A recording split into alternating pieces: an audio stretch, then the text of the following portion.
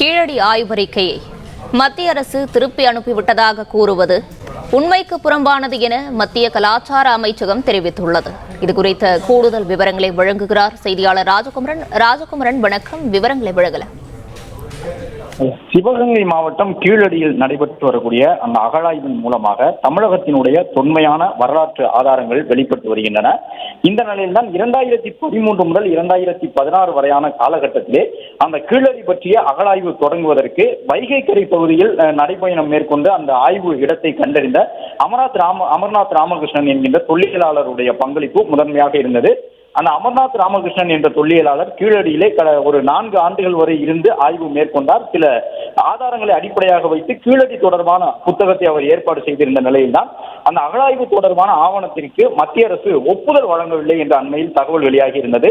982 பக்கங்களை கொண்டதாக கீழடியினுடைய தொன்மை குறித்த அறிக்கையை அவர் வழங்கியிருந்த நிலையில் அந்த கீழடி ஆய்வு அறிக்கையை மத்திய அரசு திருப்பி அனுப்பிவிட்டது என்று தகவல் பரவி இருந்தது.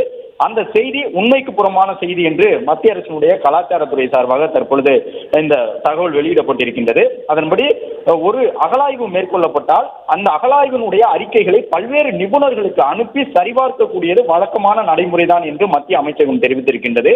பல்வேறு தொல்லியலாளர்கள் தரக்கூடிய தகவல் அடிப்படையில் இறுதி அறிக்கை உறுதி செய்யப்படும் என்று குறிப்பிட்டிருக்கக்கூடிய அவர்கள் அந்த ஆய்வு அறிக்கையும் கூட கீழடி தொடர்பான ஆய்வு அறிக்கையும் அதே நடைமுறையின்படிதான் பல்வேறு தொல்லியலாளர்களுக்கு அனுப்பி வைக்கப்பட்டது. எனவே கீழடி தொல்லியல் அகழ்வாராய்ச்சி அறிக்கையை மத்திய அரசு திருப்பி அனுப்பிவிட்டது என்பது உண்மைக்கு புறம்பான செய்தி என்று குறிப்பிட்டிருக்கக்கூடிய கலாச்சார அமைச்சகம் கீழடி ஆய்வு அறிக்கையை வெளியிடுவதில் இந்திய தொல்லியல் துறை ஆர்வம் காட்டவில்லை என்பது ஒரு கற்பனையான கதை எனவும் இது இந்திய தொல்லியல் துறையை மோசமான வகையில் சித்தரிக்கக்கூடிய நோக்கத்துடன் பரப்பப்படக்கூடிய செய்தி என்றும் தெரிவித்திருக்கின்றனர்.